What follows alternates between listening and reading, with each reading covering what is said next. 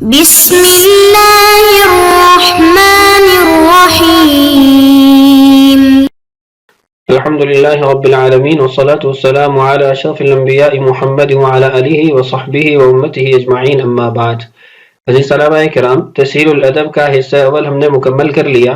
حصہ اول کے اندر 18 اسباق تھے اور وہ 18 اسباق حرف اور اسم سے متعلق تھے، اور اس کے ساتھ ہم نے جملہ اسمیہ کا بنانے کا طریقہ بھی سیکھ لیا تھا، اور جو ادوات استفہام تھے اس پر ہم نے حصہ اول کی تکمیل کی تھی۔ آج کی اس ویڈیو کے اندر ہم حصہ دوم شروع کر رہے ہیں، اور یہ جو دوسرا حصہ ہے یہ فعل کے بیان کے متعلق ہے۔ اس کے اندر ہم فعل ماضی، فعل مضارع، فعل امر، فعل نہیں اور جملہ فعلیہ وغیرہ بہت ساری چیزیں انشاءاللہ سیکھنے والے ہیں۔ تو جیسے پہلے ابتدائی اسباق میں آپ محنت کرتے رہے اور جملے بنانے میں مشق کرتے رہے، بولنے کی کوشش تگودو کرتے رہے، تو میں امید کرتا ہوں کہ آنے والے اسباق کو بھی آپ اچھے طریقے سے پڑھیں گے، یاد کریں گے اور اپنے استعمال میں لائیں گے۔ اور کتاب کا مقصد تو مجھے امید ہے آپ نہیں بھولے ہوں گے کہ ہم عربی زبان لکھنے اور بولنے کی قدرت حاصل کر لیں، تو اس کے لیے کتاب ہم پڑھ رہے تھے۔ جس نہج اور طریقے پہ آپ کو سمجھایا گیا تھا اسی کے مطابق اپنی پڑھائی کو جاری رکھیے گا۔ فَهَلُمَّ مَعِيَ نَبْدَأ الْحِصَّةَ الثَّانِيَةَ مِنْ هَذَا الْكِتَابِ وَالْحِصَّةُ الثَّانِيَةُ هِيَ مُشْتَمِلَةٌ عَلَى بَيَانِ الْفِعْلِ فَدَرْسُنَا الْيَوْمَ الدَّرْسُ الْأَوَّلُ وَهُوَ عَنِ الْفِعْلِ الْمَاضِي۔ تعال نبدأ درسنا۔ الدرس الاول پہلا سبق، الفعل الماضی، فعل ماضی۔ آج کے درس کی ابتدا ہم فعل ماضی سے کر رہے ہیں۔ فعل کی کئی قسمیں ہوتی ہیں۔ ماضی فعل کی پہلی قسم ہے، فعل کے ذریعے آپ کو کسی کام کے ہونے کا، کرنے کا علم ہوتا ہے، یعنی فعل سے پہلی جو چیز حاصل ہوتی ہے وہ کسی کام کے کرنے یا ہونے کا علم ہوتا ہے، اور ساتھ ہی یہ بھی معلوم ہوتا ہے کہ وہ کام ماضی میں یعنی گزرے ہوئے زمانے میں ہوا، حال میں موجودہ زمانے میں ہو رہا ہے، یا مستقبل میں کہ آنے والے زمانے میں ہوگا۔ ان میں سے کسی ایک زمانے کا علم بھی حاصل ہو رہا ہوتا ہے۔ اگر کوئی کام گزرے ہوئے زمانے میں ہوا ہو تو اسے بتلانے کے لیے فعل ماضی کا استعمال کیا جائے گا۔ عربی میں ماضی کے 14 صیغے آتے ہیں۔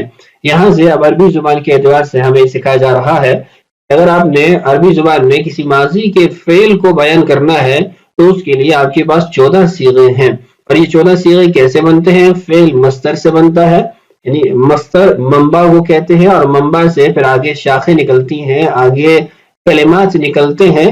تو مثال اس کی دی گئی ہے الکتابۃ، لکھنا، اب یہ ایک مصدر ہے۔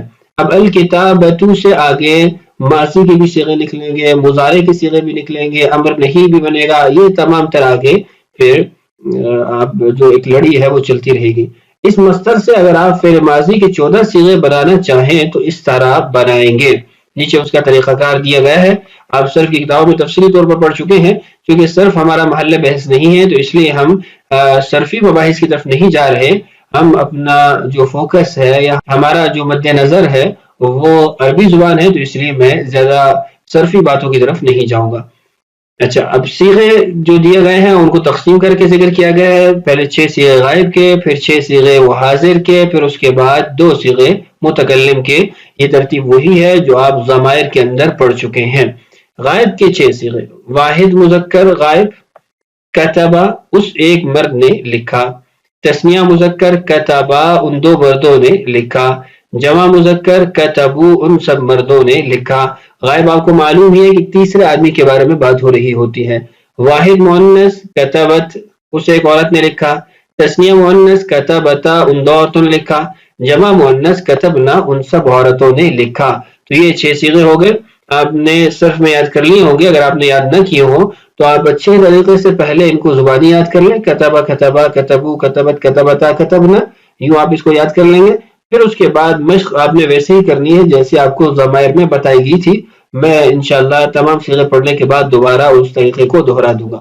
حاضر کے 6 صیغے، واحد مذکر کتبتا تم ایک مرد نے لکھا، تثنیہ مذکر کتبتما تم 2 مردوں نے لکھا، جمع مذکر کتبتم تم سب مردوں نے لکھا، واحد مؤنث کتبتی تجھے ایک عورت نے لکھا، تثنیہ مؤنث کتبتما تم 2 عورتوں نے لکھا، جمع مؤنث کتبتنا تم سب عورتوں نے لکھا۔ اس کو بھی آپ یوں ہی یعنی الفاظ کے ساتھ یاد کر لیں گے، کتبتا کتبتما کتبتم کتبتی کتبتما کتبتنا۔ متکلم کے 2 صیغے، واحد مذکر و مؤنث کتبتو میں ایک مرد یا ایک عورت نے لکھا، تثنیہ و جمع مذکر و مؤنث کتبنا ہم دو مردوں یا دو عورتوں یا سب مردوں یا سب عورتوں نے لکھا۔ تو 14 صیغے آپ کے سامنے آ چکے ہیں۔ ان سے متعلق میں نے کچھ بات ضمائر کے اندر بھی کی تھی کہ آپ نے کیسے مشق کرنی ہے۔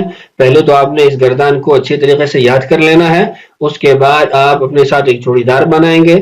وہ جوڑی دار آپ سے کبھی عربی کا صیغہ پوچھے گا، کبھی اردو میں ترجمہ پوچھے گا، آپ نے فوری طور پر اس کو جواب دینا ہے۔ ترتیب سے پہلے پوچھے گا، پھر بغیر ترتیب کے پوچھے گا، یوں آپ اس سے سوال کریں گے، وہ آپ سے سوال کرے گا، تو آپ کو صیغے کی ایسی پہچان ہو جائے گی کہ جب آپ عربی بولنے کا ارادہ کریں گے، چاہیں گے، خود بخود وہ کلمہ آپ کی زبان سے نکل جائے گا، آپ کو سوچنے کی، فکر کرنے کی ضرورت ہی نہیں رہے گی۔ تو آپ نے اس کی اچھے طریقے سے مشق کر لینی ہے۔ دوسرا گر جو میں نے آپ کو بتایا تھا کہ تمام صیغوں کی مشق کریں، لیکن چند صیغوں کی آپ نے خاص طور پہ مشق کرنی ہے۔ وہ چند صیغے کون سے ہیں؟ اگر تو آپ طالب علم ہیں تو آپ مذکر کے صیغوں کو خاص طور پہ، اور مذکر میں بھی واحد اور جمع، کتبہ، کتبو، اور نیچے کتبتا اور کتبتم، اور اس کے بعد کتبتو، کتبنا، یہ 6 صیغے، یعنی واحد مذکر غائب، جمع مذکر غائب، واحد مذکر حاضر، جمع مذکر حاضر، اور واحد اور جمع متکلم۔ اگر آپ طالب علم ہیں تو آپ کو ان 6 صیغوں کو تو انتہائی زیادہ محنت کے ساتھ، مشق کے ساتھ یاد کرنا ہے۔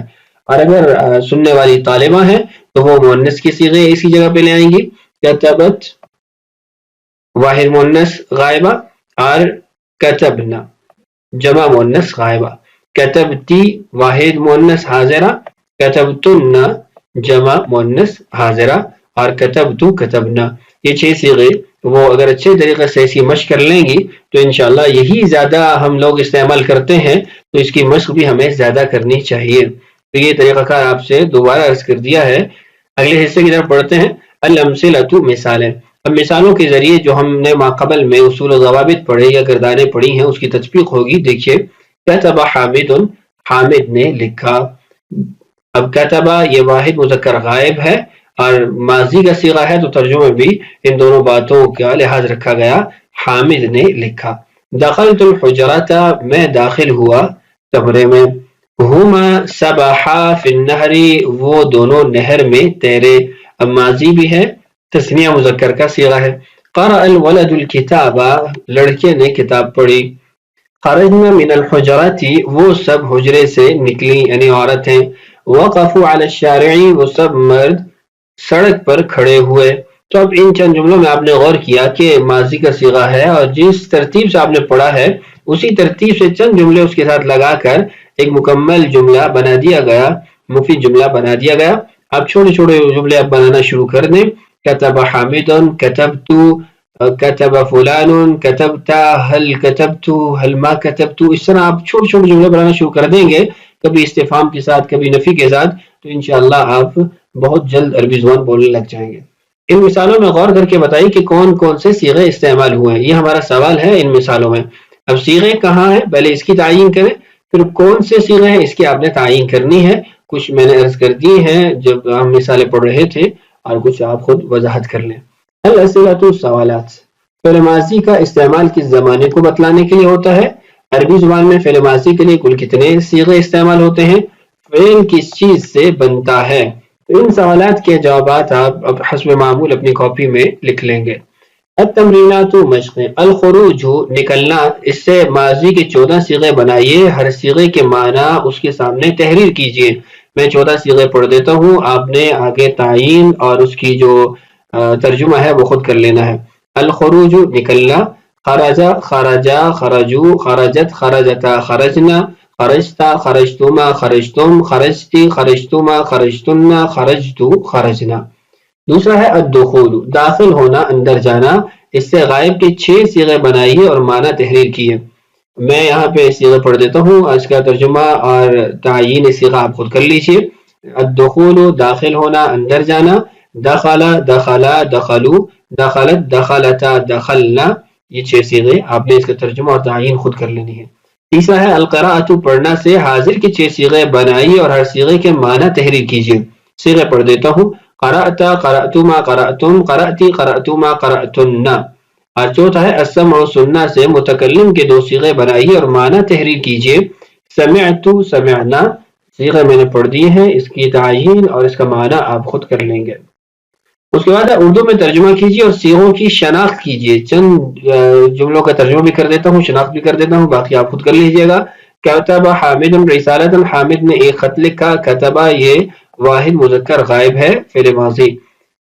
خرجت الام من المطبخ، ماں نکلی مطبخ سے، کچن سے۔ خرجت یہ صیغہ واحد مؤنث غائبہ، فعل ماضی۔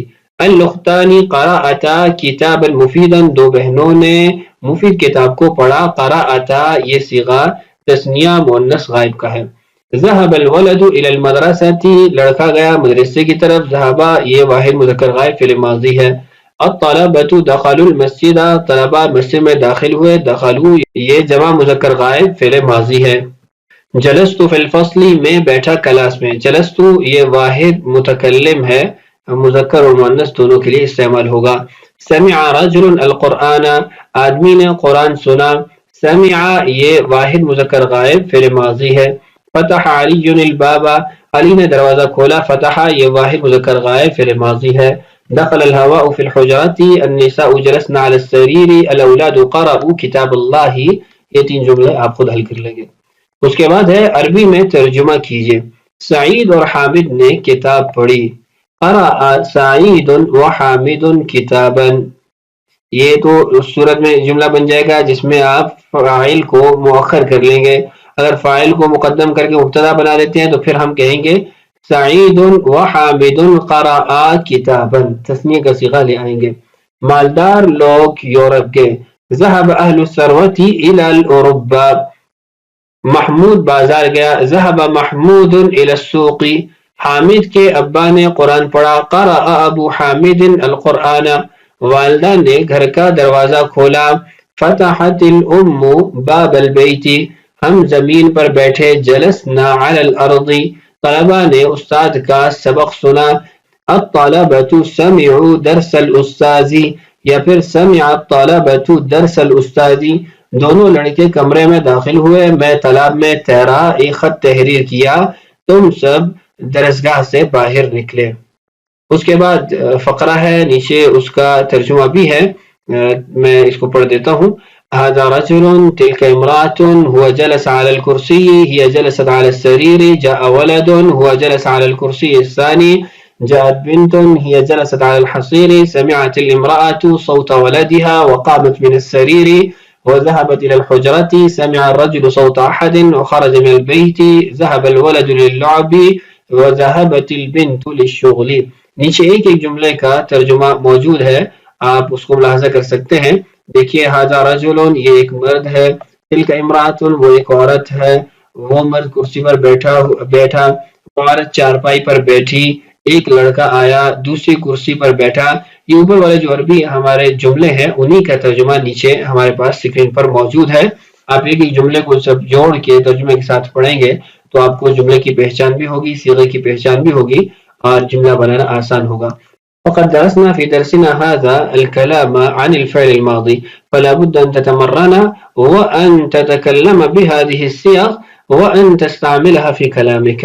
فحينما لقيت أحدا وأردت أن تخبره عن فعل في الماضي فأنت لا تكلمه بلغتك ولا باللغة الأردية ولا بلغة أخرى، أنت تكلمه باللغة العربية.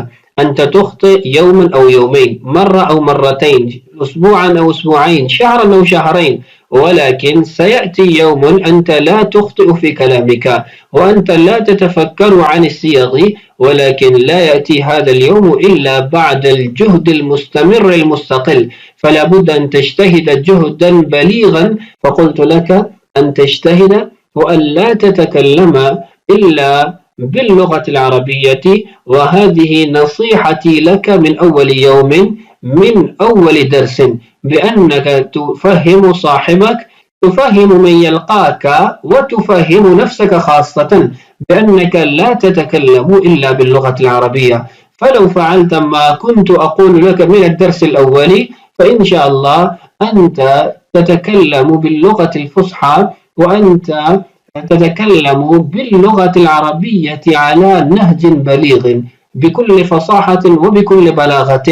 فأنت لا تستحي ولا تخجل ولا تخاف وأنت لا تتكاسل في هذا الأمر، فالنتيجة تنتظرك والمنزل ينتظرك.